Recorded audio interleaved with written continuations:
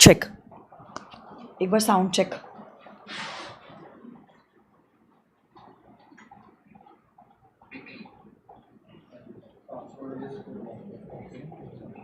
हुआ live?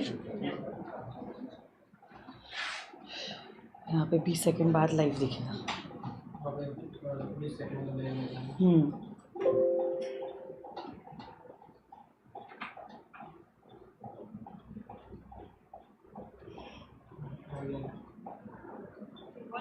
Yes, sound is also okay.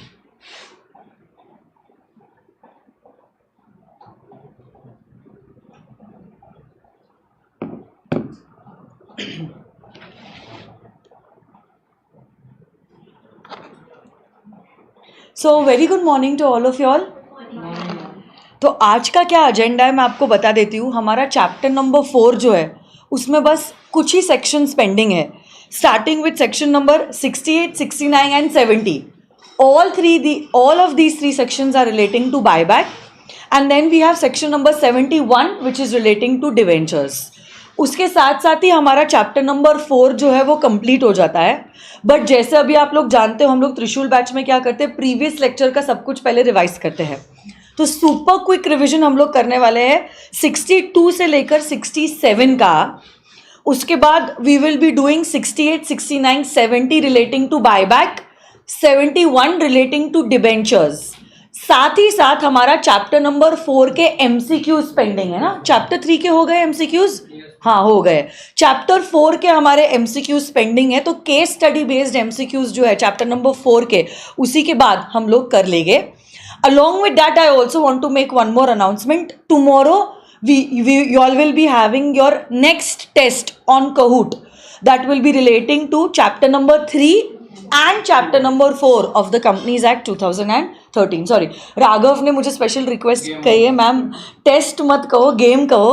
तो tomorrow we are going to play a small game 15-20 minutes की, जहाँ पे हम लोग क्या करेंगे, एक छोटी सी क्विज करेंगे in a fun manner. We will also be revising and we will be we will check whether whatever we have done in these many days, are we able to recollect and correctly answer the questions in the least amount of time. Okay, तो Kahoot पे हमारा game होगा, ठीक है, chapter number 3 और chapter number 4 का। और एक छोटी सी अनाउंसमेंट मुझे आपको करनी है वेडनेसडे के दिन। ओके, वेडनेसडे के दिन इवनिंग के टाइम पे, वेडनेसडे के दिन हमारा जो जूम का सेशन है that is going to be conducted. So I will be connecting with every one of you all through Zoom. So all the kids who are watching me virtually, if you all want to interact, if you all want to ask any doubts, if you all want to ask relating to certain strategies, what you need to follow, the do's and don'ts, or whatever are your concerns relating to law, will be catered one-to-one on a personal basis on Zoom. ठीक है, तो ये होने वाला है Wednesday शाम के वक्त। शाम के वक्त आई थिंक अप्रोक्सीमेटली 4 बजे के आसपास हम लोग ये सेशन रखेंगे, evening 4 o'clock. I will be sending the link of the zoom chat on the त्रिशूल batch and I'll also share it on the main telegram group also, so those students who are not on the main Trishul batch WhatsApp group can get the access of the WhatsApp link of the Zoom link also. और सिर्फ Wednesday के दिन सुबह जो रहने वाला है other laws से रिलेटेड एक प्री रिकॉर्डेड लेक्चर रहने वाला है। अब कौन सा है मैंने अभी तक डिसाइड नहीं किया, that I will let you all know by tomorrow. या तो स्वप्निल सर का होगा या तो मेरा होगा, दोनों में से किसी एक का होगा। जिसका भी होगा I will let you know latest by tomorrow, ठीक है। बट साइमल्टेनियसली आप लोग ना एक तो आज चैप्टर 3 और 4 प्रिपेयर करना चालू करो, क्योंकि आपका टेस्ट जो है वो कल होने वाला है। साथ साथ में आप लोग चैप्टर 5 और 6 भी प्रिपेयर करना चालू करो, 1-to-1 रीडिंग, क्योंकि थर्सडे या फ्राइडे के दिन आपका अगला हम लोग जो गेम है वो खेलने वाले हैं, ठीक है। बहुत थोड़ा सा अलग लग रहा है, साउंड कर रहा है, बट हैबिट हो जाएगी राघव, ठीक है। So we will also be playing one more game to test your knowledge, that will be conducted either on Thursday और फ्राइडे। सो पढ़ाई कोई भी हालत में रुकनी नहीं है, whatever it is. I already told you coming week में बहुत सारी चीज़ लाइंड अप है। सो जो भी हो, I don't know about other stuff, but पढ़ाई जो है वो आपकी रुकनी नहीं चाहिए। तो चलो इसी पॉजिटिव नोट पे let's have a super quick revision from section number 62 to section number 67।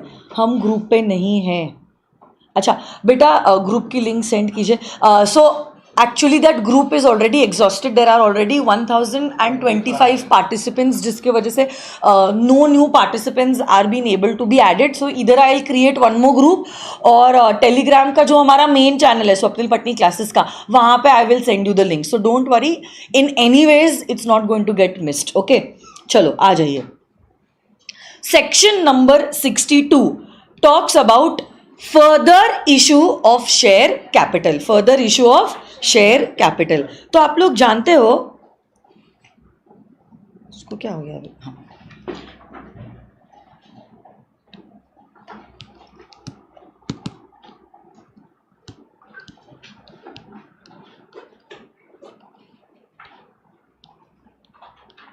whenever a company wants to go for a further issue of share capital, it has three options. Section number 62 subsection 1 clause A, it talks about, क्या आप बता पाओगे, right issue. किस बारे में बात करता है, राइट इशू. तो पब्लिक एट लार्ज के पास जाने के पहले कंपनी को क्या करना चाहिए, it should make an offer to all the existing equity shareholders in proportion of the shares that they have held. पहली बात तो ये right issue का right is given only to the equity shareholders, and in what proportion? In proportion of the capital that they have held. Basically, even if a person is holding 30%, 40% of the equity, still he will get the right to write shares. आप ये नहीं कह सकते कि इसके पास तो already इतना capital है तो हम उसको राइट इशू का राइट नहीं देंगे. Every equity share holder has the right to subscribe for the right shares. Okay, along with that my dear friends, resolution कौन सा पास करोगे whenever the company wants to go for a right issue? Special resolution. क्या आपको right issue करते वक्त क्या देनी होती है? नोटिस. अरे बोलो ना. ये minimum period of this notice is 7 days, 15 days or such lesser amount as may be prescribed. As may be prescribed means according to the rules, और rules कहते हैं 7 days. However, प्राइवेट कंपनी जो है, private company ने अगर 90% members ने मंजूरी दी है तो 7 दिनों से भी कम समय का नोटिस आप दे सकते हो. अब जब कभी भी आपको राइट का राइट मिलता है, 1, you can either exercise that right and subscribe for the shares. If you do not want to exercise the right, what you can also do is you can renounce the right. Renounce का मतलब होता है transfer the right. But देखो जब आप law के paper में answer लिखोगे, what you are supposed to do is you are supposed to use the technical words. तो ये लीगल वर्ड्स, ये टेक्निकल वर्ड्स को यूज़ करना बहुत इंपॉर्टेंट है. ठीक है, अगर आप लोगों ने AIR1 दीक्षा गोयल और AIR12 दिरांशी जैन का इंटरव्यू भी सुना होगा, दोनों भी यही ओपिनियन के थे that they have used the technical words in answering law paper. So these words are important. Of course law की जैसी लैंग्वेज है एक्ट में, वैसा का वैसा 100% हर 148 सेक्शंस के लिए लिखना मुश्किल ही नहीं बल्कि नामुमकिन है. But what you can at least do is you can use the technical words and frame the sentences on your own. तो ये एक वर्ड है जो एक टेक्निकल वर्ड है और एग्जामिनर एक्सपेक्ट करता है कि ये शब्द को आप आंसर में लिखोगे. Okay, so either you exercise the right. If you don't want to exercise the right, what you can do is you can renounce the right to someone else. And if you do not do anything, automatically after the time gets lapsed, even your right gets expired. Okay, next section number 62, subsection 1, clause B talks about ESOP. Employees stock option plan. So after passing a special resolution, what you can also do is you can offer shares to your employees. So after they have fulfilled certain eligibility criteria, what happens is they get the right to subscribe for the shares of the company. And lastly is section number 62 subsection 1 clause C talks about preferential issue. तो आप कुछ cases में कुछ लोगों को identify कर सकते हो और वैल्यूअर से, रजिस्टर्ड वैल्यूअर से कंपनी के शेयर्स वैल्यू करा के उस वैल्यू पे आप क्या कर सकते हो, उन पर्सन को SR पास करने के बाद शेयर्स जो है वो इशू करवा सकते हो. यस और नो गाइस? पक्का। सेक्शन नंबर 62 सबसेक्शन 2 बात करता है ये जो नोटिस है जो हमने राइट इशू के वक्त देखी थी, जो आप मेंबर्स को इशू करते हो, डिस्पैच करते हो, ये आप डिस्पैच कर सकते हो either through registered post, speed post, courier और even an electronic mode is allowed. Section number 62 subsection 3 जो है वो ये कहता है कि ये जो पर्टिकुलर सेक्शन है it is not going to attract in case you have issued debentures which are going to get converted into the equity shares of the company. And lastly section number 62 subsection 4 conversion of debentures और loan into shares. तो कभी कभार ऐसा हो सकता है, क्या हो सकता है कि आपने डिबेंचर्स इशू किए हैं टू द गवर्नमेंट, इधर द सेंट्रल गवर्नमेंट और द स्टेट गवर्नमेंट, या आपने गवर्नमेंट से लिया है लोन और गवर्नमेंट ने पब्लिक इंटरेस्ट में क्या किया है, इस लोन के अमाउंट को या ये डिबेंचर के अमाउंट को कन्वर्ट कर दिया है इनटू इक्विटी शेयर्स, उसको कन्वर्ट करने का ऑर्डर पास किया है। Of course, the government will only do this if it feels that it is necessary in the public interest to do so.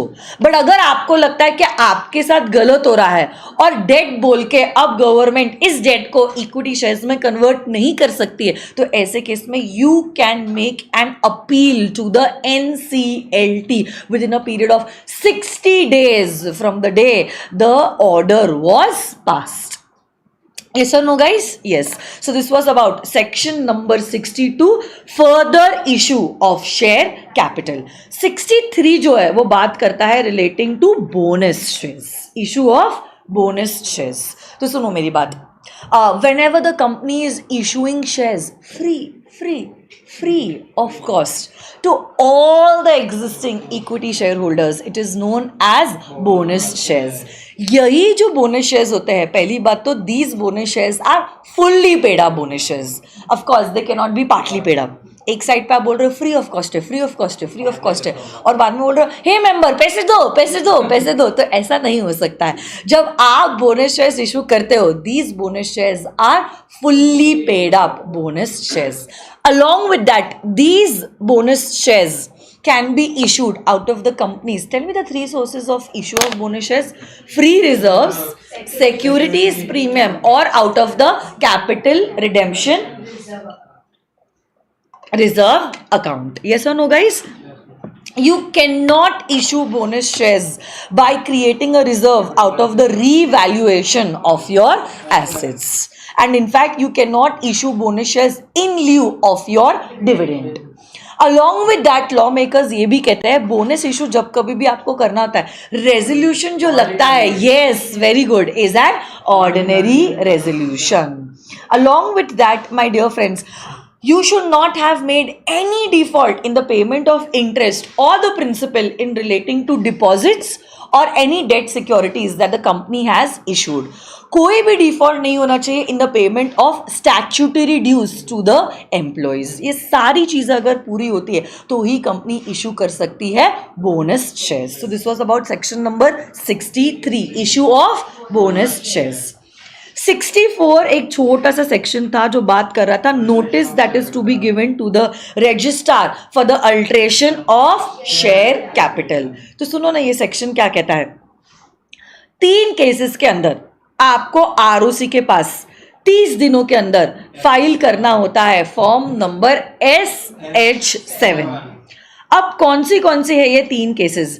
सबसे पहला जो केस है, सबसे पहला केस वो बात करता है relating to alteration of capital clause where in you are increasing your authorised share capital. तो सेक्शन 61 कैपिटल क्लॉज के अल्ट्रेशन के बारे में बात कर रहा है जिसके 5 बच्चे हैं।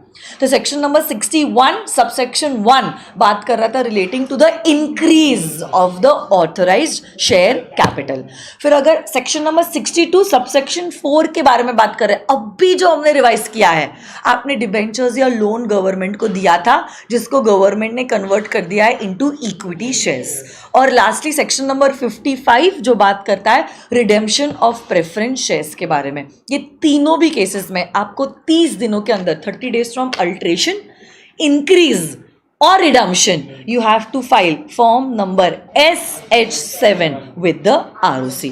That's the only thing that was given under section number 64. 65 तो आपके सिलेबस में है नहीं. 66 बात करता है relating to reduction of share capital.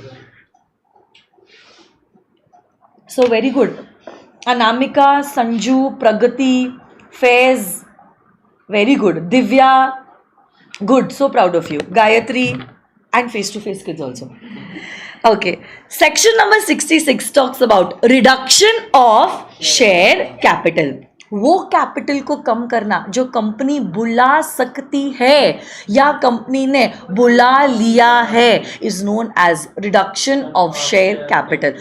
Sometimes reduction can also be done by writing off that capital that the company has lost. जैसे कि हमारा प्रॉफिट एंड लॉस अकाउंट का डेबिट बैलेंस, प्रिलिमिनरी एक्सपेंसेस, भले ही उसको एसेट साइड पे दिखाया जाता है बट इन रियल सेंस क्या प्रॉफिट एंड लॉस अकाउंट का डेबिट बैलेंस हमारी एसेट है? नहीं. तो हम क्या कर सकते हैं? इसी चीज को कर सकते हैं write off by reducing the share capital. जब कभी भी आपको रिडक्शन के लिए जाना है of share capital, you need to take the confirmation of the tribunal. Of course tribunal के कंफर्मेशन के साथ साथ आपको मेंबर्स का भी अप्रूवल लेना होता है by passing a special resolution. But tribunal क्या इतने आसानी से आपको कंफर्मेशन नहीं देने वाला है. ट्रिब्यूनल देगा नोटिस.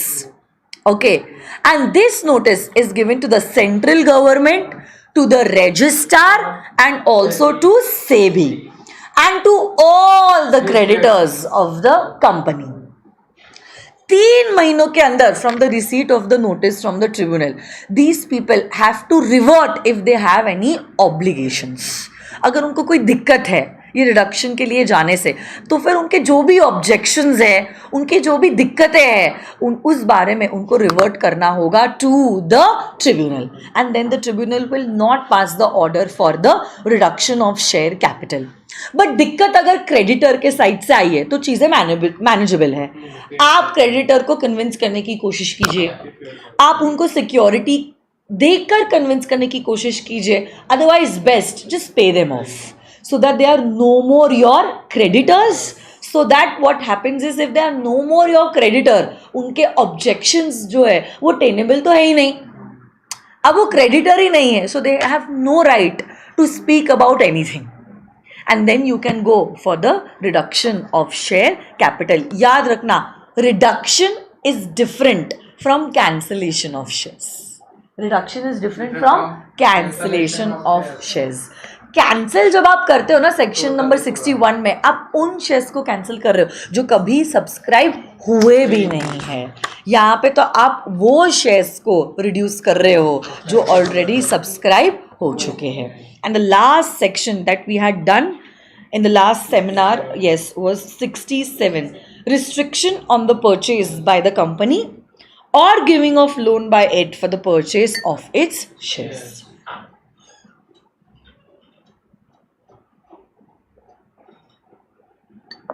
तो सुनो मेरी बात.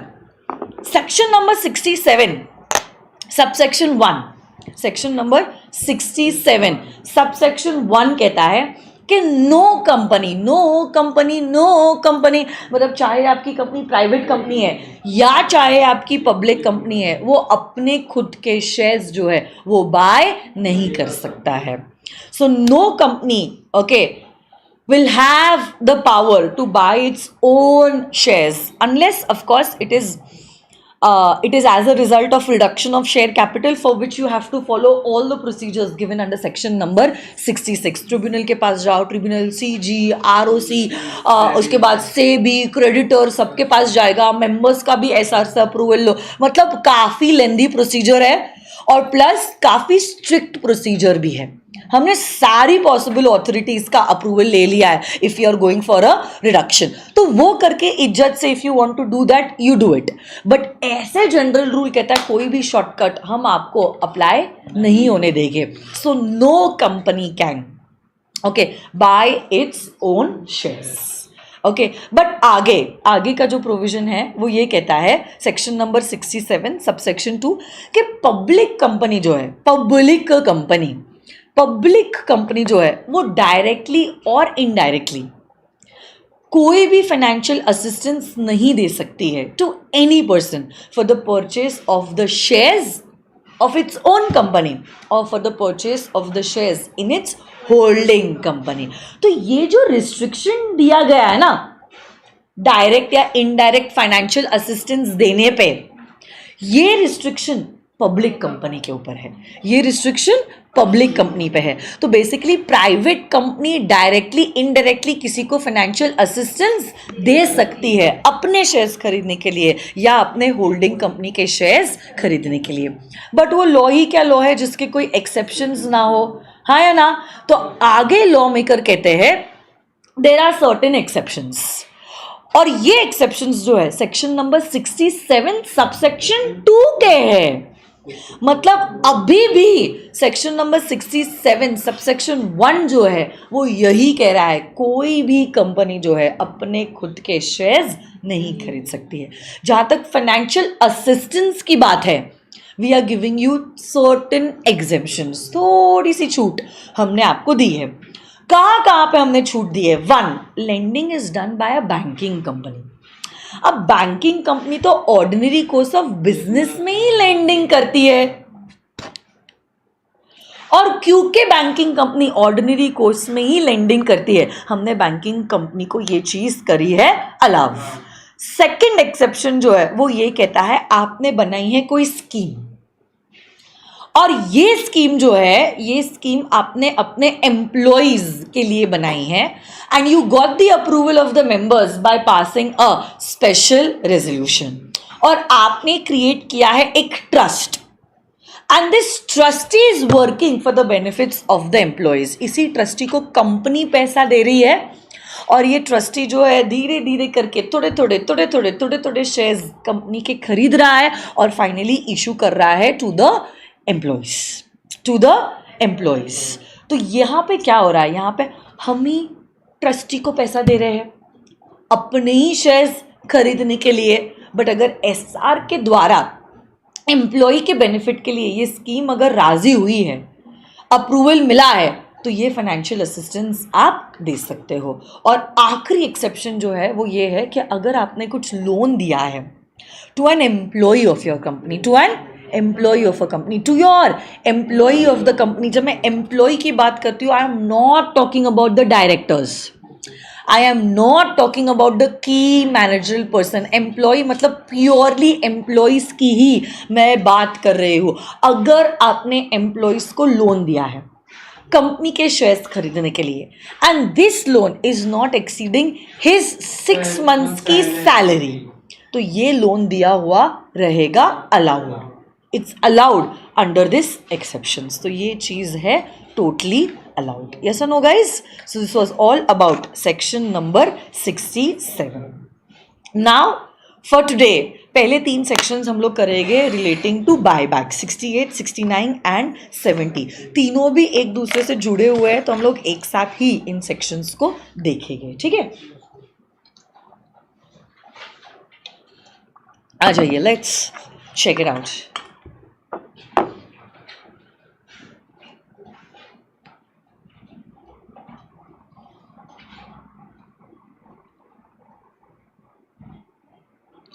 बायबैक से रिलेटेड मैंने कुछ लिखा है कि एक बार चेक कर लेती हूँ.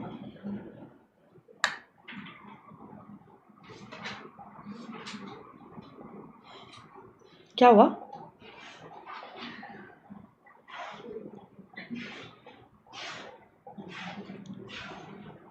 अच्छा, ट्रांसफर ट्रांसमिशन दोनों सेम है या अलग अलग है?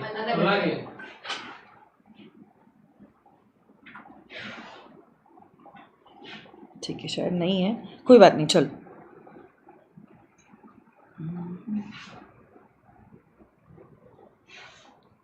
नहीं है.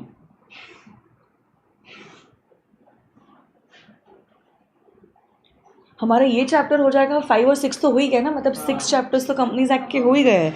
अच्छा जा रहा है हमारा. अप्रोप्रिएट स्पीड भी है, ना ज़्यादा तेज़ ना ज़्यादा स्लो, जितना ज़रूरी है इस मोमेंट पे. I think it's perfect. इससे ज़्यादा मैं स्लो भी नहीं कर सकती हूँ, बिकॉज ये हमारी रेगुलर बैच नहीं है, नहीं तो क्रेजी हो जाएगा फिर.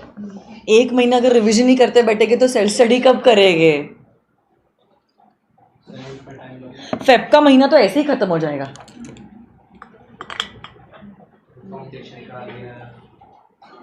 फाउंडेशन में भी अगर आप देखोगे लॉ में इंस्टीट्यूट ने काफ़ी स्ट्रिक्ट चेकिंग की और मार्क्स भी ऐसे एकदम डरावने दिए हैं सच में, मतलब मे बी अभी ऐसा नहीं कह सकती हूँ मैं, बट बच्चे क्या करते हैं, मतलब मैंने फाउंडेशन के लिए मैं कह रही हूँ, आप तो खैर इंटर में आपका फाउंडेशन हो गया, बच्चे कंपेयर करते हैं 11th 12th और 10th स्टैंडर्ड से, कि 10th स्टैंडर्ड में और 12th स्टैंडर्ड में मेरे को हिस्ट्री में, जोग्राफी में, सिविक्स में, इकोनॉमिक्स में थ्योरी सब्जेक्ट ही है, 80 मार्क्स मिले, 90 मार्क्स मिले, 100 में से 100 मिले। अरे बट वो 10th स्टैंडर्ड और 12th स्टैंडर्ड के एग्जामिनेशन है और ये प्रोफेशनल कोर्स है, आप ऐसे लिटरली कंपेयर नहीं कर सकते। ये भी थ्योरी पेपर है हिस्ट्री सिविक्स का, और ये लॉ का पेपर भी थ्योरी पेपर है, इसमें अगर मेरे को 95 मिल सकते हैं तो लॉ में क्यों नहीं मिल सकते, because this is a professional course.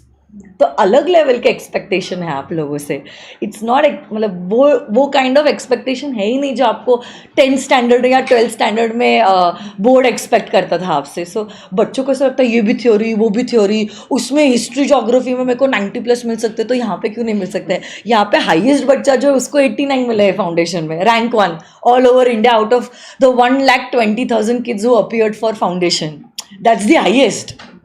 सो कुछ नहीं कह सकते। आ जाइए चलो, section number 68, chart number is 4.9, chart number 4.9 buyback के बारे में अब हम देख रहे हैं। सबसे पहली बात तो आप लोग बता सकते हो, कंपनी जो है अगर बाईबैक के लिए जाना चाहती है, what are the 3 sources from which it can go for a buyback. सबसे पहली बात तो फ्री रिजर्व्स है, सिक्योरिटीज प्रीमियम। देखो हमने सिक्योरिटीज प्रीमियम का जब सेक्शन किया था उसमें हमने कहा था प्रिलिमिनरी बोनस शेयर्स को डिस्काउंट पे या प्रीमियम पे बाय बैक करूँ, मतलब बाय बैक अगर करना है, one of the sources is securities premium. So you can link both the sections. 54 था वो, सॉरी 54 क्या बोल रही हूँ मैं, 52 था वो, सेक्शन नंबर 52, और ये है हमारा सेक्शन नंबर 68। तो first source is securities premium, one more source is free reserves, and there is one more source and that is the proceeds of issue of fresh shares. तो ये तीनों भी sources में से you could go for a buyback. क्योंकि इसी से जुड़ा सेक्शन नंबर 69 है ना, तुरंत मैं 69 आपको बताना चाहती हूँ। 69 तो क्या एक सेंटेंस का सेक्शन है। 69 कहता है अगर आपने बायबैक किया है and this buyback is from free reserves और from the securities premium account, तो इक्वलेंट अमाउंट जो है relating to the nominal value of the shares has to be transferred to the secure capital redemption reserve account, and this CRR ka balance can be utilized only for one purpose, and that is for the issuance of fully paid up bonus shares. वो 69 था, तो 68 से ही जुड़ा 69 भी है, क्योंकि पहले सबसे पहला 68 जो है वो यही कहता है कि अगर आपको बायबैक के लिए जाना है, हमने आपको 3 सोर्सेज का ऑप्शन दिया है, free reserves, securities premium and proceeds of fresh issue of shares. तो 69 भी तुरंत देखना जरूरी हो गया, क्योंकि अगर आपने आपका बायबैक फ्री रिजर्व से या सिक्योरिटीज प्रीमियम से किया है, तो ऐसे केस में इक्विवेलेंट अमाउंट जो नॉमिनल वैल्यू का है has to be transferred to the CRR account, capital redemption reserve account, और ये CRR का balance can be utilised only for one purpose, and that is for the issuance of fully paid up bonus shares to your existing equity share holders. क्योंकि bonus shares सिर्फ equity share holders को ही मिलता है। अभी देखा था हमने बोनस इशू का सेक्शन, हाँ या ना।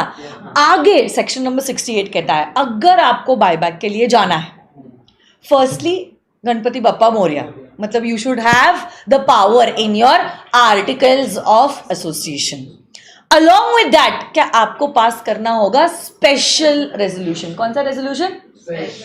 बट एक चीज है, SR भी पास कर दिया ना, तो क्या पूरे के पूरे इक्विटी शेयर्स का बायबैक पॉसिबल नहीं है? ये समझो आप, SR पास हो गया, बट ये जो बायबैक है it's possible only for a limited number of shares. So what is this limit? 25%. Yes, so the limit is 25%. 25% of the paid up share capital plus free reserves, and free reserves also includes securities premium.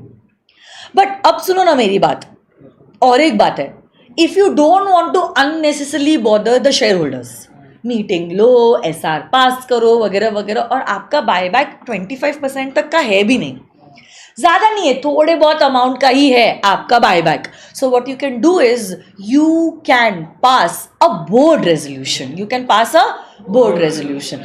But board resolution pass करने के बाद you will be able to go for a buyback of only up to 10% of the paid up equity share capital plus free reserves. Yes और no guys? कोई भी हालत में एक साल में, in one financial year, your buyback should not be more than 25% of the equity shares in the financial year. Yes और no guys? Buyback के बाद आपका debt equity ratio shall not exceed 2:1. Buyback के बाद, बायबैक के बाद, क्योंकि buyback के बाद आपके इक्विटी शेयर्स जो है वो कम हो जाते हैं. कुछ इशू है? अच्छा, कैसे ऐसे हो गया अपने आप? कैमरा नीचे आ गया.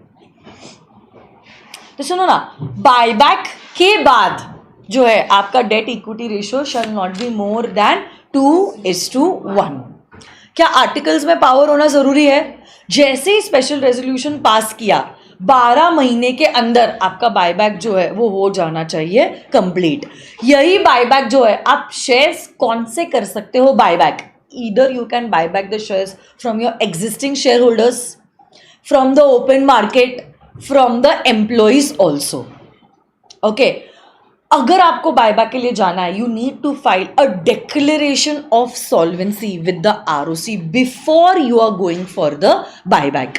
और अगर आपकी लिस्टेड कंपनी है तो ये डिक्लेरेशन ऑफ सॉल्वेंसी जो आप आरओसी के पास फाइल करते हो, आरओसी के साथ साथ आपको फाइल करना पड़ेगा इवन विद द सेबी, कि 1 साल तक तो हमारी कंपनी जो है वो इंसॉल्वेंट डिक्लेयर नहीं होगी. And this declaration has to be signed by at least 2 directors of the company, one of which should be a managing director. ये क्या है? Declaration of solvency. तो अगर आप बायबैक के लिए जा भी रहे हो, it is for a good reason. ऐसा नहीं है कि कंपनी को वाइंड अप होने के चांसेस है, इंसॉल्वेंट होने के चांसेस है, इसलिए आप कह रहे हो भाई जितने शेयर्स हम ले सकते हैं हम ले लेते हैं, और आप अपने अपने शेयर्स ही बेच दे रहे हो और घर पे पैसा लेके आ रहे हो. ऐसी वो बात नहीं है. हम ये गारंटी दे रहे हैं, ऐसे 2 डायरेक्टर्स साइन करके लिखे गए इस डिक्लेरेशन में, जिसमें से एक तो एमडी होना जरूरी है, कि हम गारंटी ले रहे हैं कि कंपनी जो है कम से कम 1 साल तक इंसॉल्वेंट डिक्लेयर नहीं होगी. जब भी आपका बायबैक हो जाता है 7 दिनों के अंदर, with in a period of 7 days, you are supposed to physically extinguish the securities. You're supposed to physically extinguish your securities. You're supposed to physically extinguish your securities. Yes or no, guys? Yes. Cooling period क्या है? Yes, cooling period is a period of 6 months. So, within a period of 6 months, same class of shares जो है आप issue नहीं कर सकते हैं. You also have to maintain a register of buyback. यही register of buyback जो होता है is maintained in form number SH10. Okay, it is maintained in form number SH10. और जैसे ही buyback complete हो गया, you are supposed to file a return of buyback with the ROC and SEBI if your company is a listed company, जिसमें सारे buyback से related particulars जो होते हैं वो लिखे होते हैं. और ये जो आप रिटर्न ऑफ बायबैक फाइल कर रहे हो, this is filed in form number SH11. तो ऐसे करके हमारा पूरा का पूरा बायबैक का जो सेक्शन है 68 और 69 हो जाता है कंप्लीट. सेक्शन 70 भी बायबैक से ही रिलेटेड है, बट वो बात करता है कि कौन से वो केसेस है जहां पे company will be prohibited for going for a buyback. कौन से है वो केसेस जहां पे the company will be prohibited for going for a buyback. तो सबसे पहली बात तो, नो कंपनी शैल डायरेक्टली और indirectly purchase it's own shares through the subsidiary company. through its subsidiary company or through any investment company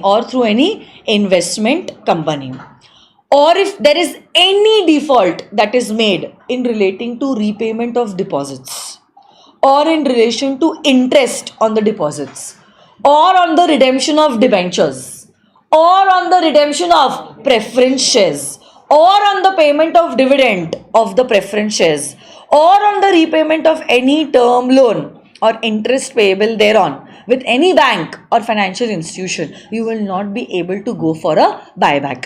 मतलब आप ऐसा message दे रहे हो कि मेरे पास डिबेंचर्स को रिडीम करने के लिए पैसा नहीं है, प्रेफरेंस शेयर्स का डिविडेंड देने के लिए पैसा नहीं है, मेरे पास डिपॉजिट्स का इंटरेस्ट देने के लिए पैसा नहीं है, बट मेरे पास बायबैक करने के लिए पैसा आ गया है.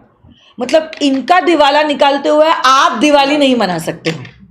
तो इसीलिए हमने कह दिया अगर ऐसा कोई भी केस हुआ है ना, हम आपको बायबैक करने के लिए अलाव नहीं करेंगे. बट अगर आपने ये डिफॉल्ट मेक गुड कर दिया है और डिफॉल्ट मेक गुड करके भी 3 साल खत्म हो चुके हैं, तो ऐसे केस में you will be allowed to go for a buyback, then you will not be prohibited. तो याद रखना, एक तो आप सब्सिडरी कंपनी से बायबैक नहीं कर सकते, इन्वेस्टमेंट कंपनी से भी आप बायबैक नहीं कर सकते, and you also can not go for a buyback if you have made any default in the payment of interest on the deposits or the repayment of the deposits, redemption of preference shares, redemption of debentures, or dividend on the preference shares or the interest on the debentures, or on the repayment of any loan that you have taken from a bank or a financial institute, or any interest that is due on this loan. ऐसे कोई भी default अगर आपने किए then you will be prohibited for going for a buyback. So this is about section number 70. और ऐसे करके 68, 69 और 70 बात करते हैं, 68, 69 एंड 70 बात करते हैं relating to buyback of securities. अब इस चैप्टर नंबर 4 का आखिरी सेक्शन जो है that is section number 70. Section number 70 which is relating to debentures. Sorry, मैंने क्या बोला? I am so sorry, my mistake. Relating to debentures, section number 71. Good, you all are paying attention. आ जाइए.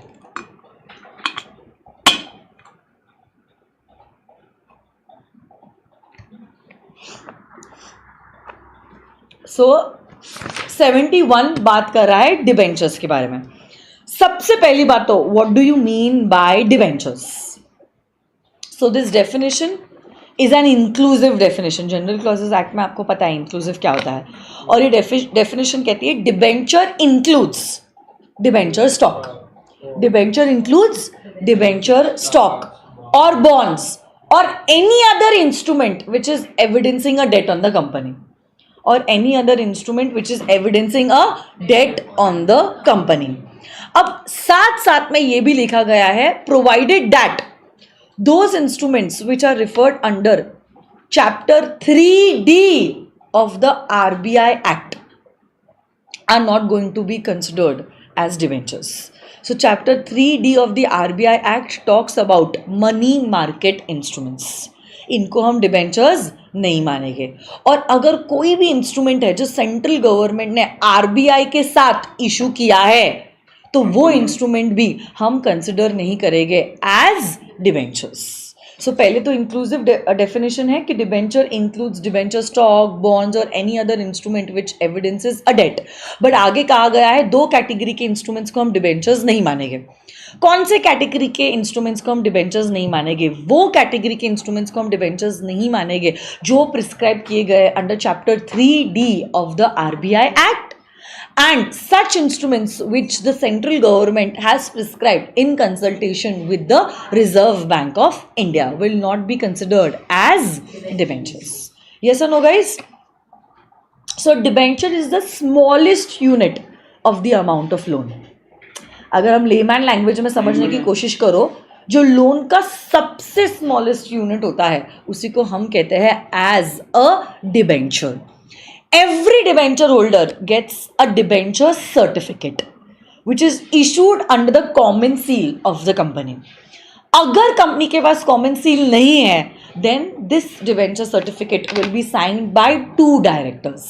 But अगर company के पास company secretary है, this debenture certificate will be signed by the director along with the company secretary of the company.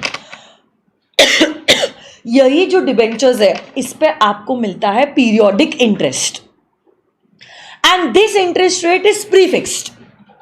So irrespective of the profit और losses that the company is suffering, आपको as a debenture holder interest मिलता ही मिलता है.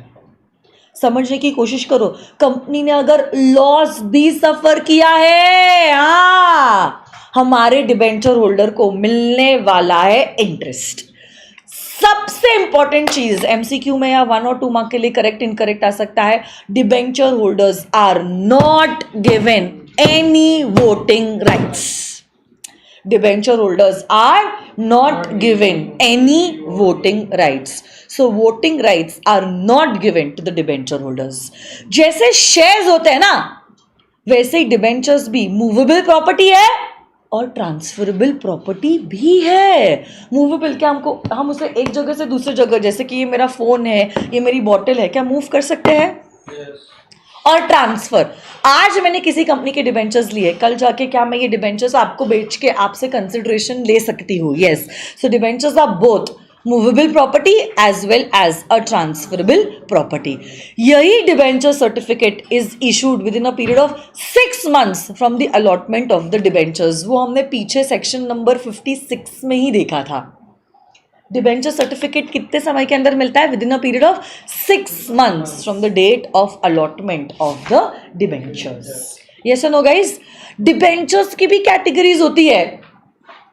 Debentures can be secured, they can be unsecured, they can be convertible, they can be non convertible, they can also be partially convertible, they can be redeemable, they can also be perpetual. Company को अगर debentures issue करने हैं, company को पास करना पड़ता है special resolution. क्या resolution pass करोगे? Special resolution. याद रखना, मैं वापस से रिपीट करना चाहती हूं क्योंकि सेक्शन में भी स्पेसिफिकली लिखा गया है, section number 71 subsection 2, that no company shall issue debentures which are carrying voting rights. No company shall issue debentures which are carrying voting rights.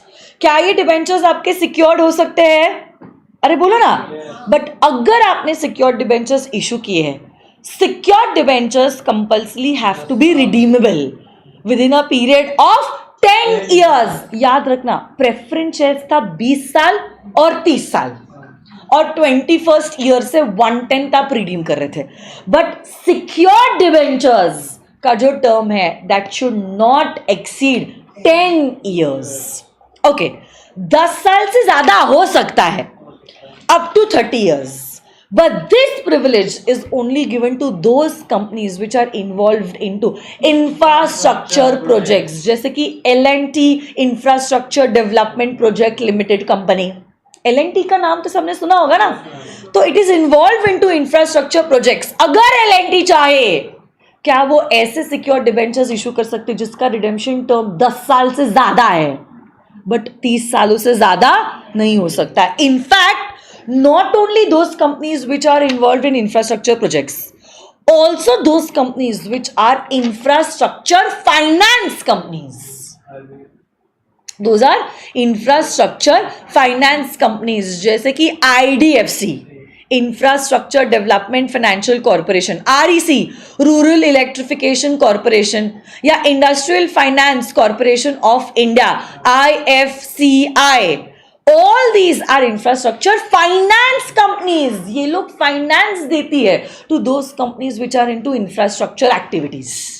अरे हाँ कि ना, वो भी डिबेंचर्स इशू कर सकती है जो सिक्योर्ड है, जिनका रिडेम्पशन 10 सालों के बाद है, but with in a period of 30 years. And in fact, even those companies which are infrastructure debt fund, non-banking financial companies can also issue debentures having a redemption term of more than 10 years up to 30 years. Yes or no, guys? Yes. Bolo na? Yes, ma'am. Okay. every company shall appoint a debenture trustee before the issue of the prospectus. Debenture trustee को तो आप prospectus issue करने के पहले ही appoint कर लेते हो. In fact वो डिबेंचर ट्रस्टी का नाम भी लिखा जाता है in the prospectus. So is appointed before the prospectus was issued. But ये जो डिबेंचर ट्रस्ट डीड होती है ना, जो कंपनी डिबेंचर ट्रस्टी के साथ एंटर करता है, एग्जीक्यूट करता है in form number SH12, this has to be executed not later than 60 days from the allotment of debentures. Appoint आप पहले कर लो, बट जो डिबेंचर ट्रस्ट डीड है, जैसे डिबेंचर्स का अलॉटमेंट हुआ, अलॉटमेंट के 60 days के अंदर आप ट्रस्ट डीड SH12 में बना सकते हो. कुछ रूल्स है relating to the creation of debenture redemption reserve and debenture redemption investment. वो मैं आपको पीपीटी के थ्रू ही कराऊंगी, बट दूसरी छोटी छोटी बातें हैं जो इंपॉर्टेंट है वो हम देख लेते हैं. एक बात तो ये, अगर डिबेंचर ट्रस्टी की बात निकली है, so who can be appointed as a debenture trustee. In fact law maker ने who can be appointed as a debenture trustee इस सवाल का जवाब नहीं दिया है. लॉ मेकर कहते हैं these are the people who should not be appointed as a debenture trustee. Negative चीज है, these are the people who should not be appointed as a debenture trustee. 1, if you are a beneficial holder of shares, you are a beneficial. इसमें institute catch ला सकती है. हो सकता है institute का है एक रजिस्टर्ड ओनर है और दूसरा बेनिफिशियल ओनर है, तो कौन डिबेंचर ट्रस्टी नहीं बन सकता है? The beneficial owner, the beneficial owner of shares. If you are the debtor of the company, if you are the creditor of the company, या आप हो कंपनी के promoter, director, key manager person और employee of this company की holding company, this company की subsidiary company और this company की associate company, और you are the guarantor of the company. या तो फिर आप हो relative of what? Promoter, director और की मैनेजर पर्सन का रिलेटिव हो आप, तब भी आप डिबेंचर ट्रस्टी की तरह अपॉइंट नहीं कर सकते. और अगर आपका है कंपनी के साथ कोई पिक्यूनरी रिलेशनशिप ऑफ 2% और मोर ऑफ द टर्नओवर और टोटल इनकम और 50 lakh rupees which ever is lower, तो पहले आप 3 फिगर्स निकालोगे. ग्रॉस टर्नओवर का 2% क्या है? टोटल इनकम का 2% क्या है? 50 लाख रुपीज. क्या बोला मैंने? कुछ गलत बोला था मैंने? आई थिंक सो मैंने कुछ गलत बोला. मैं वापस से रिपीट करती हूँ. आप ग्रॉस टर्नओवर का 2% निकालोगे, आप टोटल इनकम निकालोगे और आप 50 लाख रुपीज देखोगे. ये तीनों में आप निकालोगे लोएस्ट अमाउंट, और ये लोएस्ट अमाउंट की वैल्यू, लोएस्ट अमाउंट बेटा, लोएस्ट, और ये लोएस्ट अमाउंट की वैल्यू जितना अगर आपका कोई पिक्यूनरी रिलेशनशिप किसी पर्सन से रहा होगा इस साल या पिछले 2 साल, तो तब भी आप डिबेंचर ट्रस्टी की तरह अपॉइंट नहीं हो सकते. तब भी आप डिबेंचर ट्रस्टी की तरह अपॉइंट नहीं हो सकते. इसके ऊपर ना इंस्टीट्यूट 1-1, 2-2 मार्क का करेक्ट, इनकरेक्ट, या हो सकता है या नहीं हो सकता है, ऐसे रिलेटेड सवाल जो है इंस्टीट्यूट पूछती है, या MCQ भी आपको पूछ सकती है. यस और नो गाइस? पक्का? श्योर? जो भी आपने डिबेंचर्स इशू किए थे, जो भी उसका टर्म्स था, उसके हिसाब से आपको इंटरेस्ट भी देना होगा और रिडेम्पशन भी करना होगा. अगर ट्रस्टी को लग रहा है कि कंपनी की एसेट्स कम होती जा रही है, कंपनी की डिफॉल्ट करने की प्रोबेबिलिटी बढ़ती जा रही है, it can make an appeal to the NCLT. और NCLT ऑर्डर के द्वारा ऐसा ऑर्डर पास कर सकता है कि आज के बाद कंपनी कोई भी फर्दर लायबिलिटी इनकर नहीं करेगी. यस और नो गाइस? इसमें सिर्फ एक आखिरी पॉइंट बचता है, that is relating to debenture redemption reserve. उसका PPT मैं आप लोगों को बता देती हूँ, you can just check it out.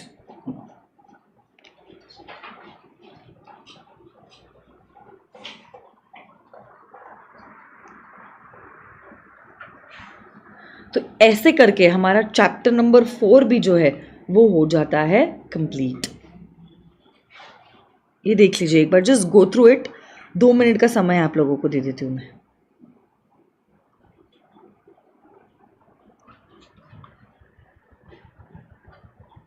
All India financial institution है, पब्लिक फाइनेंशियल इंस्टीट्यूशन है, लिस्टेड कंपनी है और पब्लिक इशू किया है, तो 15% DRI क्रिएट करना ज़रूरी है.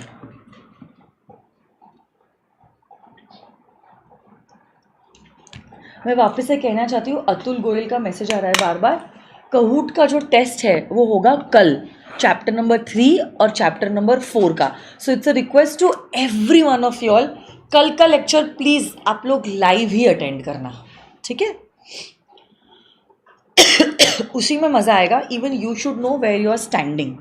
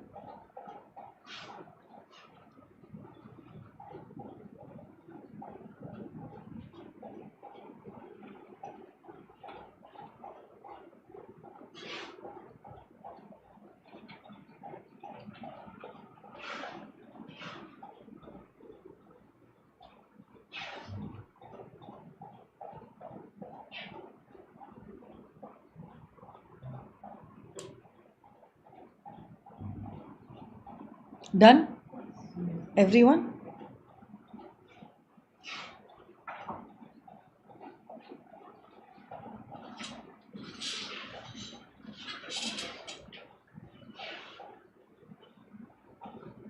क्या हम MCQs कर सकते हैं?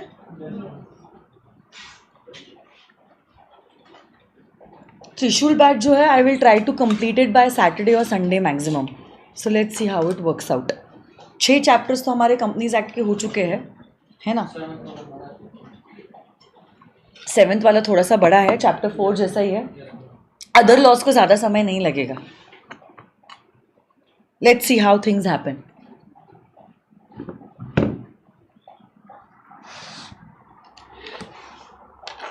Should you all have your Trishul batch के notes?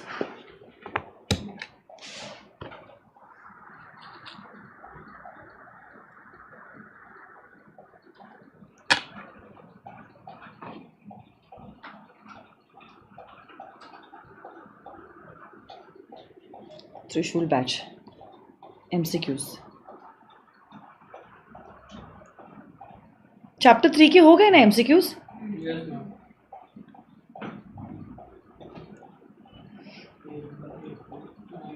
हम चैप्टर 4 पे हैं, पेज नंबर 9. ठीक है, चलो आ जाइए. Which of the following statement is contrary to the provisions of the Companies Act 2013? मतलब कौन सा स्टेटमेंट गलत है? A private company can make a private placement of its securities. Correct है. प्राइवेट कंपनी क्या प्राइवेट प्लेसमेंट कर सकती है? Yes. The company has to pass an SR for a private placement. ये भी एकदम सही है. Minimum offer per person should be market value of 20,000 rupees. This is wrong. Okay. And a public company can make a private placement of its securities. ये भी correct है.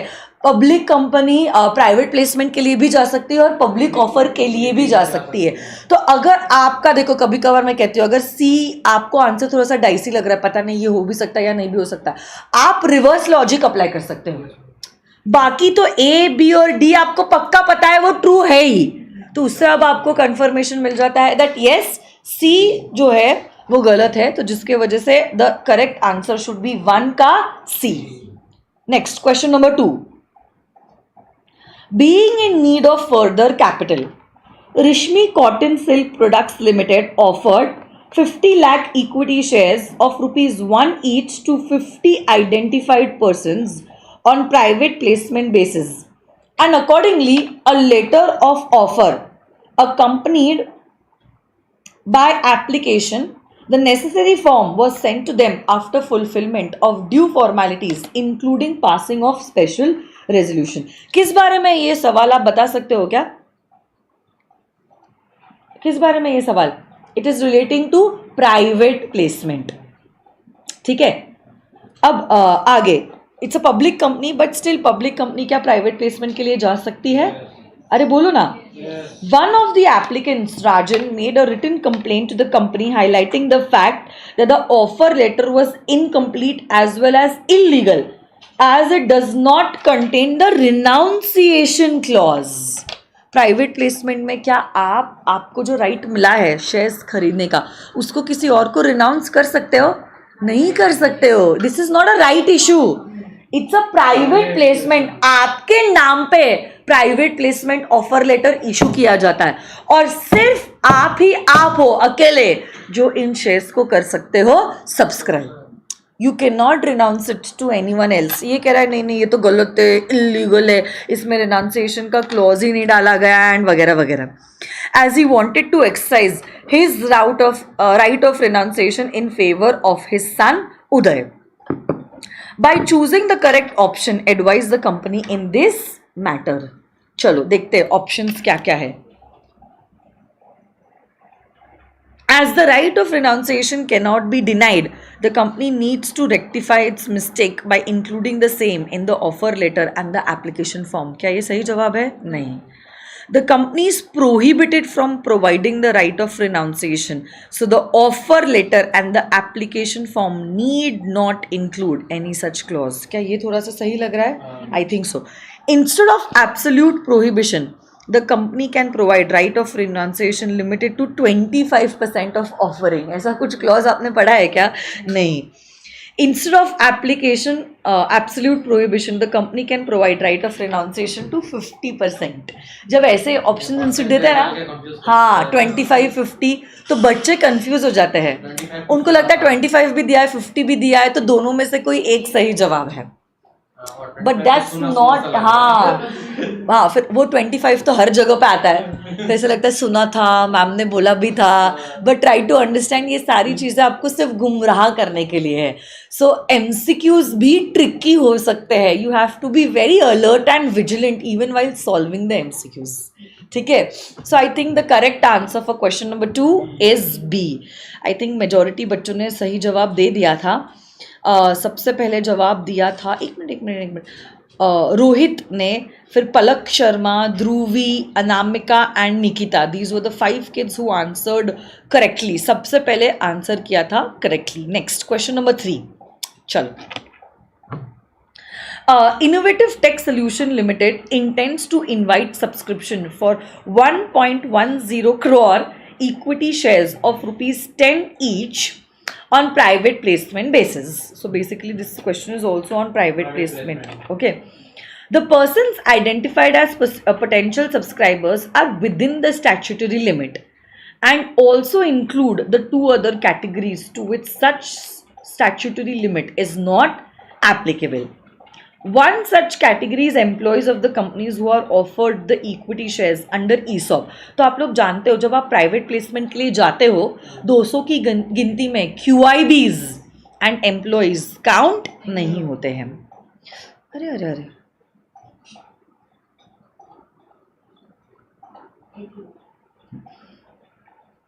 सो अब आपको बताना है what is the other category that is excluded. अब QIB, अब देखो इंस्टीट्यूट ने QIB के अलग अलग फुल फॉर्म बना लिए हैं. Quality institutional buyer, qualified institutional buyer, qualified institutional buyer. कितने कंफ्यूजिंग है सच में. And qualified investing institutional buyers. What is the correct answer? Qualified institutional buyers. B for Bombay is the correct answer. Very good. Sachin, Nikita, Harshita, Harsh, Dhruvi, Priyanka, Khushi, very good. And Kunal, बढ़िया है. चलो next question number 4. What is question number 4 talking about?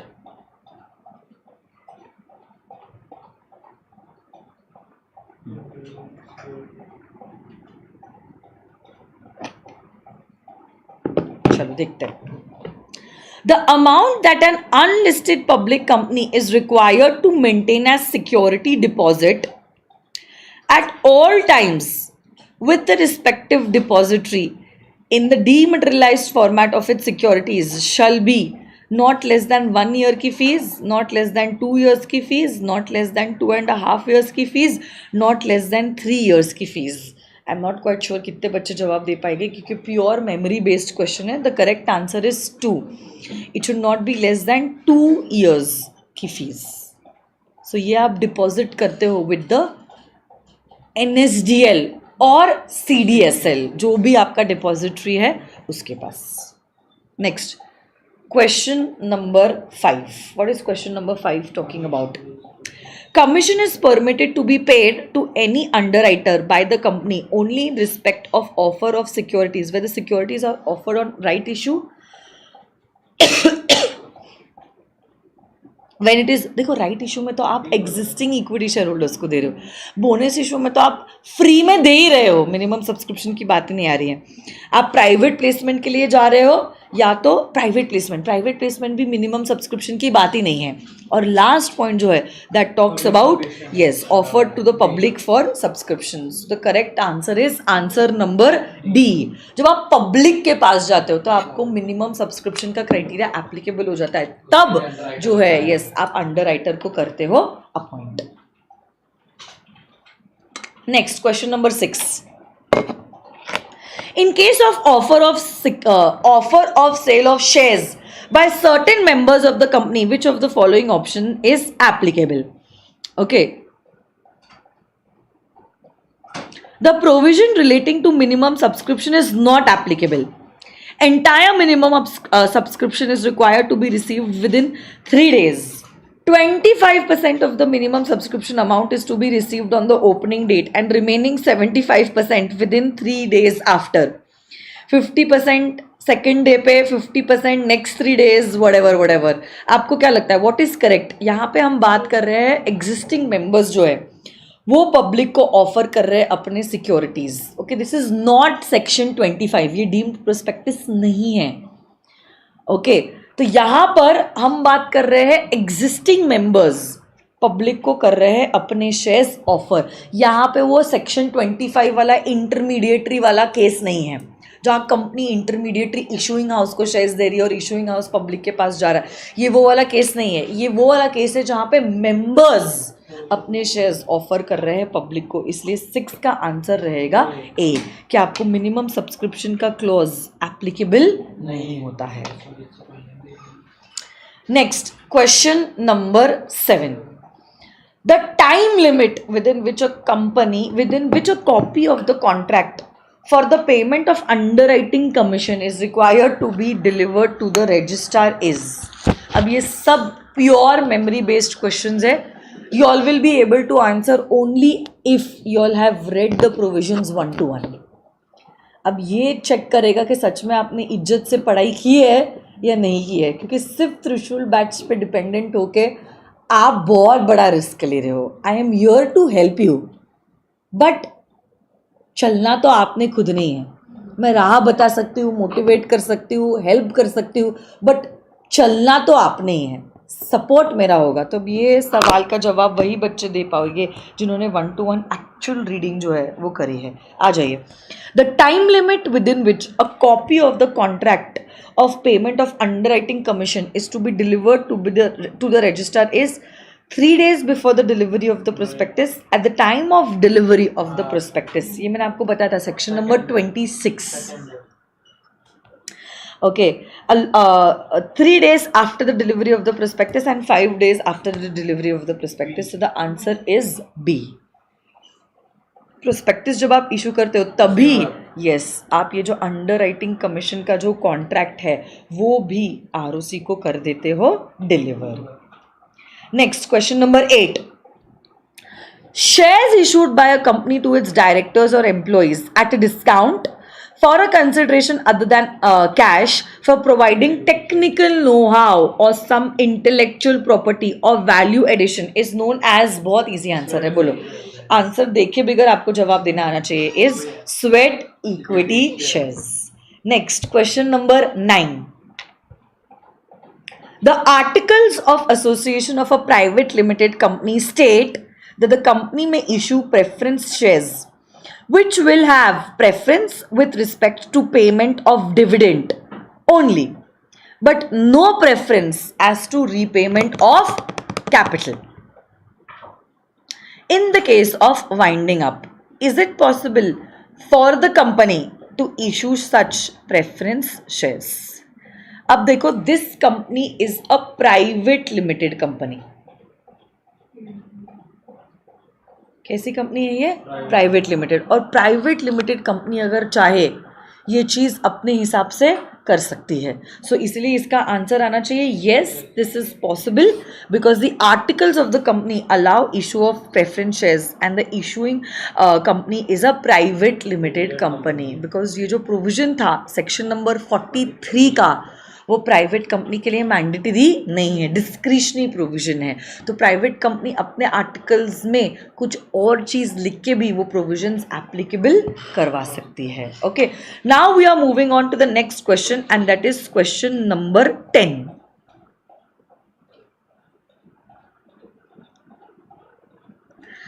A general meeting of the company is to be held on 30th of August 2020. The company has not paid dividend to the preference shares in the financial year 18-19 as well as 19-20. In such case, preference shareholders, मुझे बताओ क्या 2 सालों तक dividend नहीं मिला है? 2 सालों तक अगर डिविडेंड नहीं मिलता है, क्या प्रेफरेंस शेयर होल्डर्स को वोटिंग करने का राइट मिलेगा?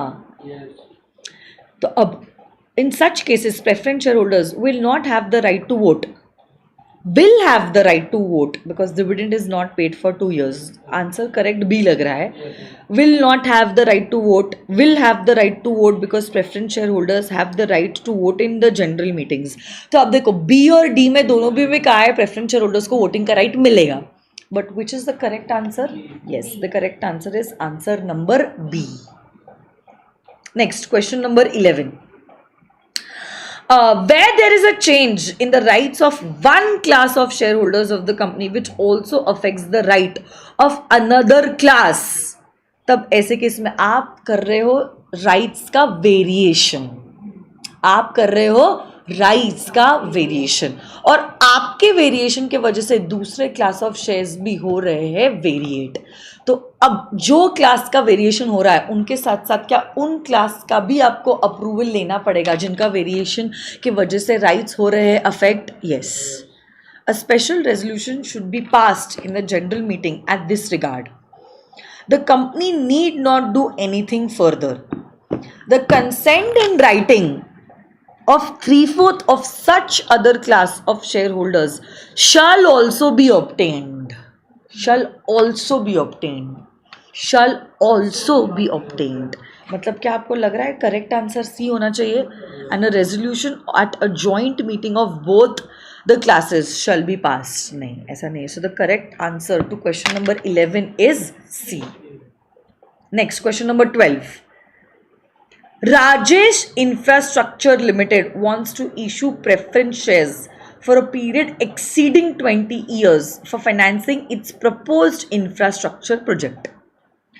On the basis of which statement company can do so? आप बताओ मुझे, क्या ये कंपनी एक इंफ्रास्ट्रक्चर प्रोजेक्ट कंपनी है? तो अगर ये इंफ्रास्ट्रक्चर प्रोजेक्ट कंपनी है, क्या वो प्रेफरेंस शेयर्स इशू कर सकती है for a period exceeding 10 years? Sorry, exceeding 20 years? The answer to this question is yes. Up to 30 years कर सकती है प्रोवाइडेड 21st ईयर से कम 10% जो है वो हो रहा है रिडीम. तो आंसर्स देख लेते हैं एक बार. Yes, the company can issue preference shares by passing an SR. Yes, the company can issue preference shares for a period exceeding 20 years with the prior approval of central government. ये तो जवाब गलत है. Company can issue irredeemable preference shares for infrastructure project companies. ये भी answer गलत है. तो it's either between A and D. Yes, the company can issue preference shares for financing an infrastructure company for a period exceeding to 20 years. तो यही answer जो है लग रहा है सही, क्योंकि इरिडीमेबल तो कंपनी इशू कर नहीं सकती है, और सेंट्रल गवर्नमेंट का तो कुछ सवाल ही नहीं आता है. So the correct answer is yes, it can issue. More correct answer would have been 21st year से कम 10% रिडीम करना हो जाता है कंपलसरी. बट क्योंकि वो तो इसलिए तो गलत है ना, पॉसिबल ही नहीं है ना. ए क्या इरिडीमेबल प्रेफरेंस शेयर्स एसआर पास करने के बाद पॉसिबल है? इरिडीमेबल कोई भी केस में आप इशू कर ही नहीं सकते. तो कभी कभार आप रिवर्स कैलकुलेशन भी कर सकते हो. ए पॉसिबल ही नहीं है, सी भी पॉसिबल नहीं है, बी तो गलत है क्योंकि सी जी का अप्रूवल लेना ही नहीं होता है. तो correct answer should B answer number D. Question 13. A company has authorized share capital of 6 lakhs, paid up of 5 lakhs. Loan from the state government is 2 lakh.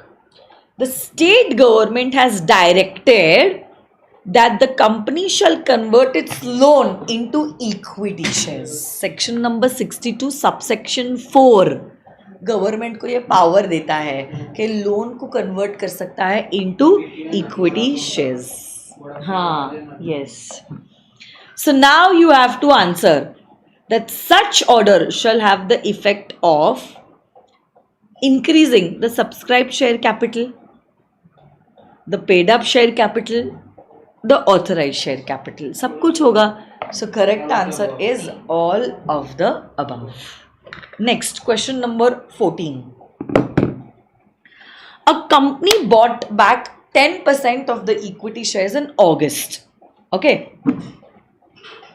Due to certain miscalculation during the first buyback, it again bought back another 10% of equity shares in September 2020. Is the second buyback valid? Is the second buyback valid? It can do so subject to the fulfillment of other condition because maximum buyback in a financial year is 25%. It cannot do so because the time gap between two buybacks has to be at least 12 months. It can buy back shares within 1 year, but the company should pass an ordinary resolution. C तो गलत ही है, इतना तो पक्का पता चल गया है.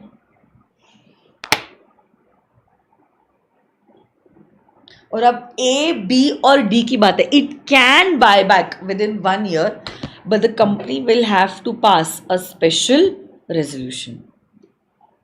अब देखो कौन सा आंसर करेक्ट लग रहा है आप लोगों को और क्यों लग रहा है, बता सकते हो आप मुझे?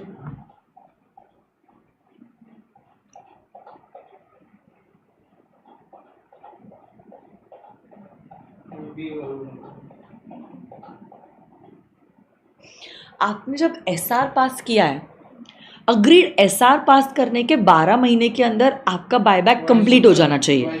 अग्रीड. बट यहां पे हुआ है सेकंड बायबैक.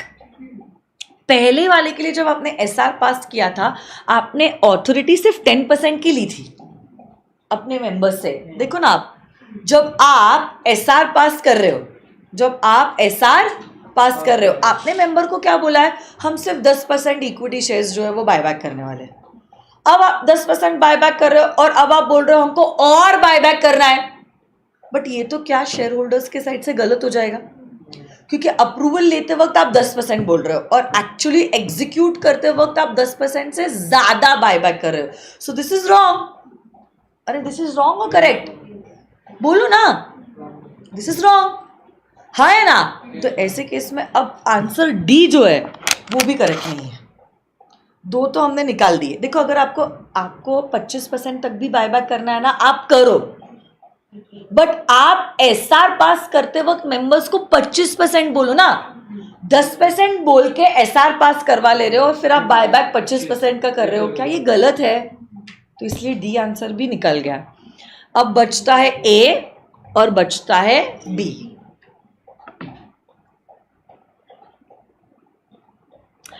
ए में ये इंस्टीट्यूट ने करेक्ट दिया है कि मैक्सिमम बायबैक 25% तक हो सकता है. बट आप समझो ना, वापस से वही बात हो जाती है कि if you are passing the SR is pass for 10% and then later on you can not go for a buyback of 25%. तो I think more than most correct हाँ, हमको लगता है out of the 4 options the most correct is option number B. Better options institute डाल सकती थी, but out of A B C D, B is the most correct answer and दस you will choose answer B. Next, कितनी questions है? 4 ही बचे. ठीक है, 5 minute में हो जाएगा. 5 मिनट का समय तो वैसे भी आज पूजा मैम का क्लास नहीं है. ठीक है. स्वागत hospitality limited defaulted in the repayment of last 2 installments of a term loan availed from National Commercial Bank. On 30th September, they cleared all the dues by repaying it. आगे कहता है institute, on 30th September they cleared all the dues. When can it issue equity shares with differential voting rights? हमारे rules. Issuing of shares with differential voting rights. यहाँ पे company ने किया है default in the repayment of certain dues. तो आपका default shall be made good.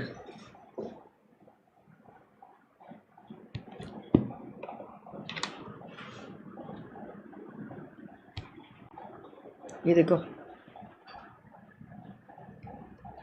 आपने loan लिया है कोई बैंक से, कोई पब्लिक फाइनेंशियल इंस्टीट्यूशन से, क्या तो फिर स्टैट्यूटरी ड्यूज है, इसमें आपने किया है डिफॉल्ट.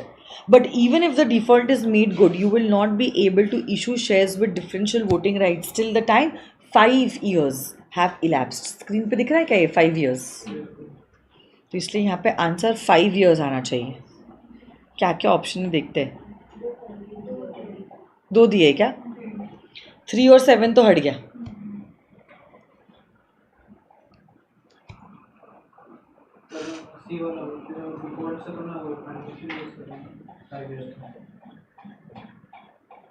एक मिनट,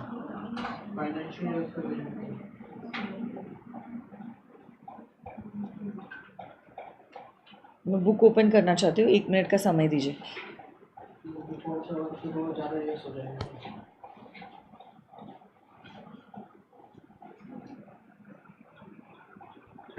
कितने छोटे छोटे पॉइंट्स पे इंस्टीट्यूट एमसीक्यूज पूछ रही है. इसलिए मेरा पर्पज़ ही था ये चीज़ करने के लिए.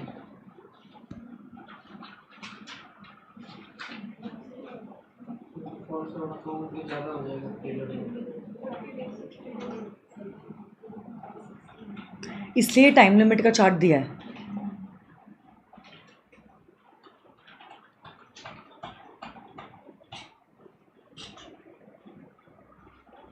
ये shares with differential voting rights. ये देखो, 5 years.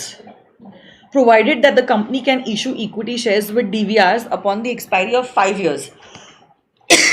5 years from the end of the financial year in which the default was made good. कौन सा है अभी?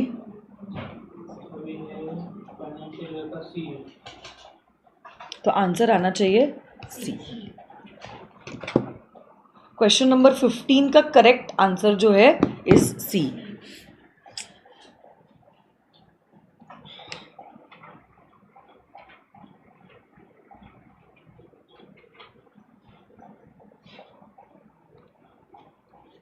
It's 5 years from the end of the financial year in which the default was made good.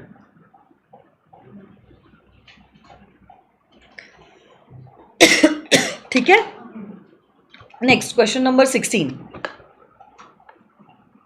Keshika, the original allottee and owner of 1000 equity shares of 50 each in Modern Biscuits Private Limited, wanted to transfer these shares to a younger sister Vanchika by way of a gift. She completed the transfer deed in all respects and delivered the same to the company along with the share certificate. However, the company did not register the transfer even after the expiry of more than 1 month, nor did it send the notice of refusal. तो company ने एक तो register भी नहीं किया और notice of refusal भी send नहीं किया है. The loan reminder to the company remained unanswered. An appeal is to be filed against the company with the NCLT against the failure to register the transfer of the said shares. Who has the right to file the appeal in this regard? Firstly, it's the transferee who has the right to file an appeal. और अब कितने समय के अंदर company जो है, कौन सी company है, प्राइवेट या पब्लिक कंपनी? और नोटिस मिली है या नहीं मिली है? नोटिस मिली है, नोटिस नहीं मिली है. 30, 60, 60, 90. तो नोटिस नहीं मिली के क्राइटेरिया में हो. 90 कैसे आ रहा है? कौन सी कंपनी है, प्राइवेट या पब्लिक है? तो क्या आना चाहिए? 30, 60, 60, 90. क्या 60 आना चाहिए?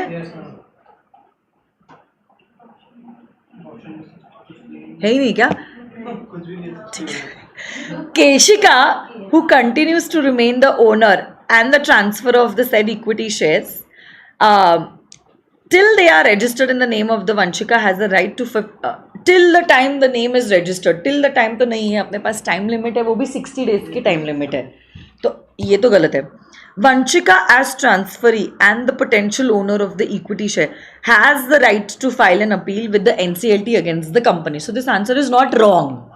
But let us see if there is a better correct answer. Both Keshika and Vanshika have a right to file a joint appeal. No, only the transferee has the right. As per its discretion, NCLT may allow either Keshika or Vanshika to file the appeal. No. So I think the correct answer is, एक minute, हाँ, the correct answer is option number B. हाँ, days अगर दिया होता तो और थोड़ा सा आपको विजिलेंट रहना होता. Next question number 17, second last question. Vanita Watches Limited has proposed to issue sweat equity shares to 5 of its employees, sweat equity shares, for value additions made by them in the term of economic benefits which prove beneficial to the company. The period for which the employees who have been allotted the said sweat equity shares cannot be transferred. तो lock-in period के बारे में बात की गई है. Lock-in period जो है is a period of 3 years. Sweat equity shares.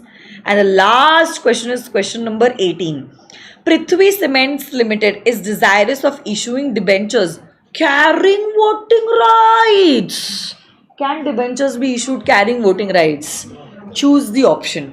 Prithvi Cement can issue debentures carrying voting rights. यहाँ पे ही गलत हो गया. By passing an OR, possibly नहीं है. Prithvi Limited can issue debentures carrying voting right by passing an SR. गलत. कोई भी हालत में मैंने 2 बार स्ट्रेच किया और आपको बोला है डिबेंचर्स को वोटिंग राइट कभी भी नहीं मिल सकता है. Prithvi Cement can issue such debentures carrying voting right only if it mortgages the land and building. अरे यार पॉसिबल ही नहीं है. Prithvi Limited cannot issue debentures carrying voting rights. The correct answer is option number D. तो ऐसे करके हमारे जो case study based MCQs जो है चैप्टर 1, 2, 3, 4 के हो गए हैं सक्सेसफुली कंप्लीट. याद रखना कल आप लोगों को मेरा ये त्रिशूल का लेक्चर लाइव ही देखना होगा because tomorrow we are going to play the Kahoot test.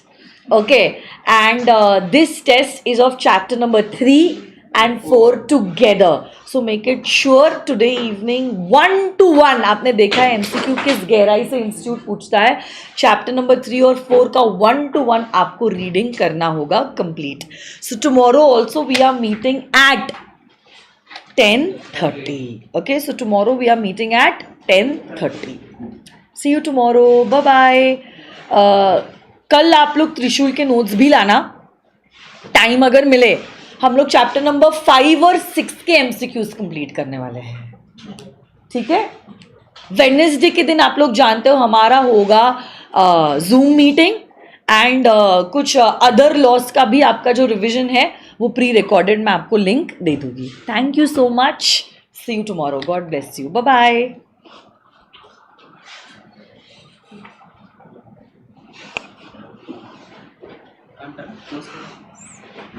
Bye bye virtual students. Thank you.